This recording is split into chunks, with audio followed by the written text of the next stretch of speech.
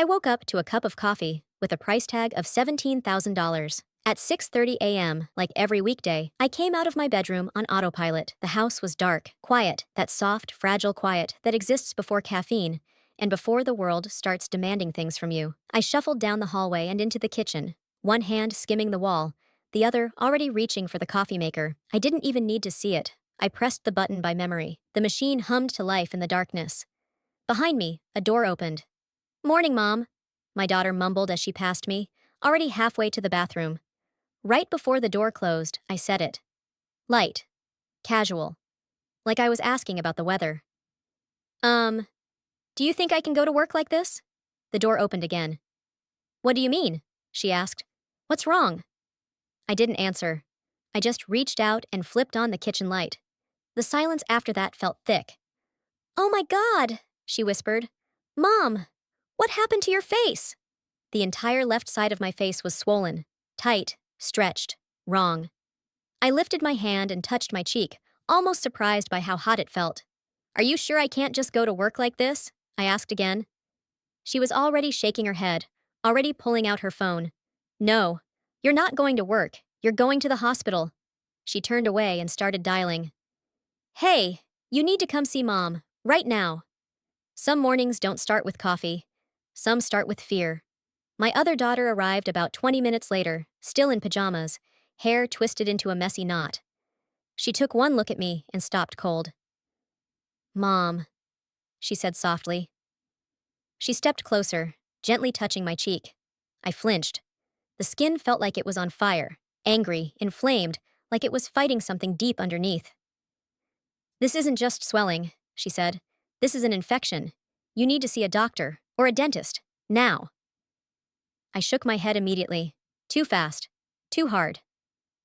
"No, I'm fine," I said. "It'll go down. I'll just take something and go to work." They exchanged a look, the kind that means the conversation is already over. They started calling around, clinics, offices, anyone who could see me today. When they finally said they'd found an emergency dentist, my stomach dropped. "No," I said, backing away. "I'm not going." It wasn't stubbornness, it was fear, real fear. My hands were shaking now. My mind wasn't even in the room anymore. All I could see were old memories, cold lights, antiseptic smells, metal tools, being small, being trapped, being told to hold still while everything hurt. "I can't," I whispered. "I can't do that." I tried to laugh it off, but it came out wrong. "I would rather give birth to twins again," I said. "No epidural, no hesitation. I'd do that twice before I go to the dentist." They understood my fear, but they were more afraid of what would happen if I didn't go. Because this wasn't about comfort anymore. My face was burning, and whatever was causing it wasn't going to wait. I finally agreed, but only if one of them came with me. The car ride was quiet. No radio. Every red light felt louder than the last. Every bump sent pain shooting through my jaw. I kept my hand pressed to my cheek, like I could physically hold everything together. The dentist's office was too bright, too clean, too familiar. They took x-rays. Then one dentist came in, then another, then another.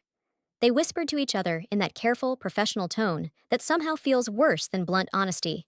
Broken teeth, missing teeth, and underneath it all, an infection, a bad one, the kind that doesn't fix itself.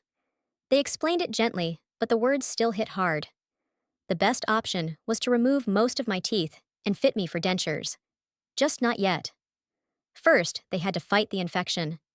I left holding a small bag filled with bottles, antibiotics, pain meds, instructions I barely heard, a bag full of medication, and pain, and what felt like the last of my pride. At the front desk, they handed me the estimate, $17,000.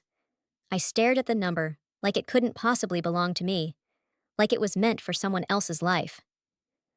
I walked back out into the sunlight, my face still burning, my jaw still aching, my future suddenly heavier than it had been that morning. I started my day making coffee. I went to bed carrying a diagnosis and a price tag. Right before I fell asleep, I whispered to myself, "Now I'm really broke." I did what they told me to do. I took the antibiotics, every dose, on time.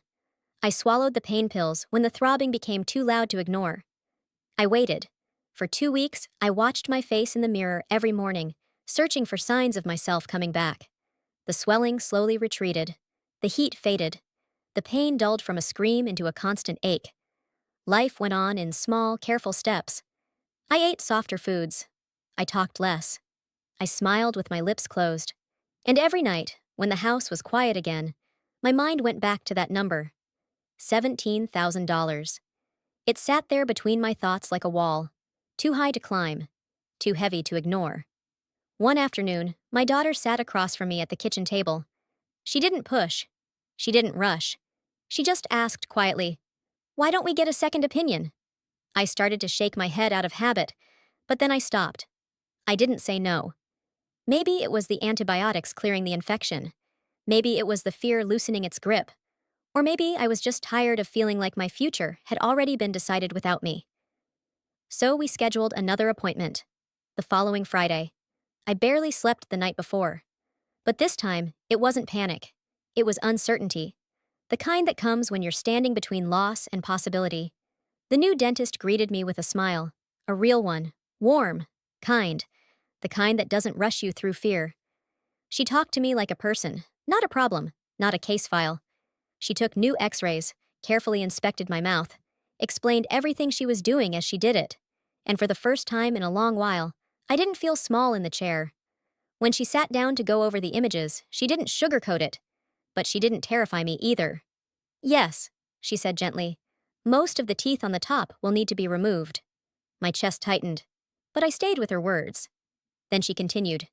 "But lower full dentures," she explained, "are very difficult for many people. They don't always stay secure. They can make eating and healing harder than it needs to be." She looked at me again.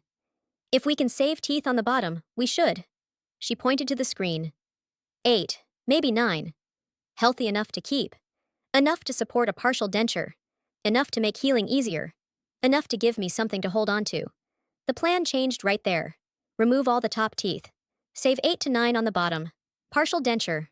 Slower. Kinder. More manageable healing. I felt something unexpected then. Relief. Not because it was easy, not because it was painless, but because it wasn't all or nothing anymore. I wasn't losing everything. For the first time since that morning with the coffee maker humming in the dark, I felt like I had choices again. And sometimes that's enough to keep going. Extraction day came faster than I expected. The morning felt strange. Too quiet, too careful. My daughters hovered without hovering, giving me space, but never really leaving my side. I sat at the kitchen table with a cup of coffee I barely touched, going over the plan one more time, like repetition could make it safer. "All the top teeth," I said softly. "And we're saving 8, maybe 9 on the bottom," my daughter finished for me. She said it like she needed to hear it out loud too. I nodded. That was the plan. Not everything, not nothing, just enough. I was already on medication to help me relax, and it wrapped everything in a soft, unreal fog. My body felt heavy, my thoughts slow, like I was moving through water. The fear was still there, but muted, distant, manageable. By the time we arrived at the dentist's office that afternoon, the parking lot was full. Inside, it was worse. Every chair was taken, people standing along the walls, clipboards everywhere, phones ringing, staff moving fast, too fast. There weren't enough of them, not enough time. And closing hours were creeping closer. My daughters exchanged looks. "How are they getting through all these people?" one of them whispered. I wondered the same thing, but didn't have the energy to say it out loud. The medication made everything feel fuzzy. My daughters helped me check in, helped me sign papers, helped me answer questions I knew but couldn't quite reach fast enough. We waited. 15 minutes passed. Then an assistant called my name. It sounded far away. I stood slowly, my daughters on either side of me, steadying me as we walked back. At the doorway, they stopped. "How long will it take?" one of them asked the woman at the front desk. "About 2 hours," she said casually. "You can leave. We'll call when she's done." 2 hours. My daughters looked at me. I tried to smile. I think I did. They helped me sit back down in the chair, squeezed my hand, told me they loved me. Then they stepped back into the waiting room. The waiting room felt louder after that. Too many people. Too many conversations overlapping. Phones ringing, chairs scraping. the clock on the wall ticking far too fast. They sat down side by side, knees bouncing, eyes scanning the room. "How are they even going to get through all these people?" one of them whispered. The other shook her head. "I don't know. There's no way they have enough staff for this." The unease crept in slowly, settling in their chests like a weight. This wasn't a routine cleaning. This wasn't a quick filling. This was hours of work, serious work, and everything about the place felt rushed. After a few minutes, one of them stood up and walked back to the front desk. "About how long will it take?" she asked. "Roughly 2 hours," the woman said without looking up. "You don't need to stay. We'll call when she's finished." 2 hours felt like an eternity, but sitting here, surrounded by strangers and noise, felt worse. "There's a store right down the road," one of them said quietly when she returned. 5 minutes, maybe less." They hesitated. Before committing, they went back to the desk together.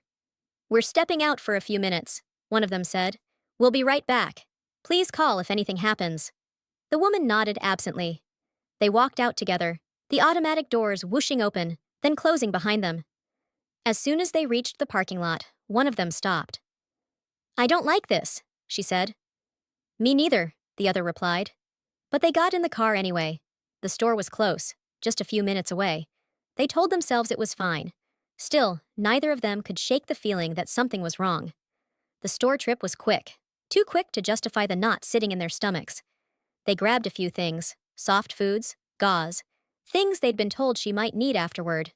No browsing, no wandering, just in and out. Then straight back home, not even 5 minutes away, to drop everything off so they wouldn't have to stop later. The whole time, neither of them said much. Something still felt off. When they pulled back into the dentist's parking lot, one of their phones rang. Not even a full minute. Then it stopped. No voicemail. They looked at each other. "That was the dentist," one of them said, already scrolling. There was no way the procedure was done, not already. It hadn't even been that long. They called back, half expecting to be told it was a mistake.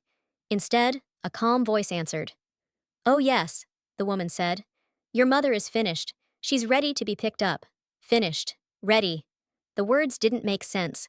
They hung up and just sat there for a second before getting out of the car, moving faster now, hearts pounding as they walked back inside. At the front desk, they said their mother's name. A woman nodded and gestured for them to follow her. They expected a conversation, instructions, a doctor explaining what had been done, what to expect, what to watch for. Instead, they were led down a hallway that felt too quiet. They passed rooms with the lights off, one after another. Dark. Empty. The smell in the air told them a procedure had happened here. Recently. The woman leading them kept walking, right past one of the dark rooms. And that's when they saw her. Their mother was sitting in the corner of the room, alone, the lights off, her shoulders shaking. She was crying. Not softly. Not quietly. The kind of crying that comes from shock, from pain, from being left behind. The daughters froze. "Oh my God," one of them whispered. "That's her," the other said immediately, her voice sharp with disbelief. "She's right there." The woman turned, startled. Her face changed the moment she saw their mother, surprise flashing across it, then something else. Confusion, maybe guilt. "Oh," she said, I'll go get the doctor." She turned and hurried away. The daughters rushed to their mother's side, kneeling in front of her, holding her hands, hearts breaking at the sight of her sitting alone in the dark, right after everything she'd just endured. No one should have been left like that. Not ever. One of them reached for the light switch and flipped it on. The room flooded with harsh white light. Their mother looked up at them, eyes wide, unfocused, wet with tears. Her hands trembled as she lifted one and pointed to her mouth. "My teeth," she tried to say. The words came out thick, slurred, panicked. One of the daughters rushed to her side, cupping her face gently. "It's okay, Mom. You're okay. We're here." But their mother shook her head again, harder this time. She pointed to her mouth once more, her voice breaking. "Teeth. My teeth." Over and over. That's when it clicked. Their stomachs dropped. This wasn't confusion. This wasn't the medication. This was realization. They looked into her mouth. All of them were gone. Every single one. The 8 or 9 teeth on the bottom. The healthy ones. The ones both dentists had said could and should be saved. Gone. No, one of them whispered. No, no, no. That was never discussed. Never an option. Never consented to. They had been told a plan. A clear plan. Top teeth only. Bottom teeth saved. They tried to comfort her, holding her hands, wiping her tears, whispering reassurances they weren't sure they believed themselves. "It's okay," one said, even as her own voice shook. "We'll figure this out." But nothing made sense. Minutes passed. Long, heavy minutes. Finally, an assistant came in. "Can we get more gauze?" one of the daughters asked immediately. "And where is the dentist?" "She's on her way," the assistant said casually. "She'll go over aftercare with you." Aftercare. That word felt insulting. When the dentist finally walked in, there was no explanation, no apology, no acknowledgement of what had been done. She didn't mention removing all of the teeth, didn't explain why the healthy ones were gone, didn't ask if they had questions. She handed their mother a small bag, a few pieces of gauze, a case for her denture, prescriptions for stronger pain medication, and that was it. One of the daughters finally spoke up. "What happened?" she asked. "Why were all her teeth removed?" The dentist barely paused. She said the partial wouldn't work anymore, that they'd need to come back to get impressions for full bottom dentures, that the dentures she'd given her were just for healing. No explanation, no consent, no discussion, just statements. Final, dismissive. The daughters stared at her in disbelief. This wasn't the plan. This wasn't what was agreed to. This wasn't okay. They gathered their mother and left, quiet, stunned, hearts racing. Out in the parking lot, the anger finally surfaced. Not loud, not explosive, just heavy. They knew something wasn't right. And as they drove away, one thing became painfully clear. This wasn't just a bad day. This was something far worse.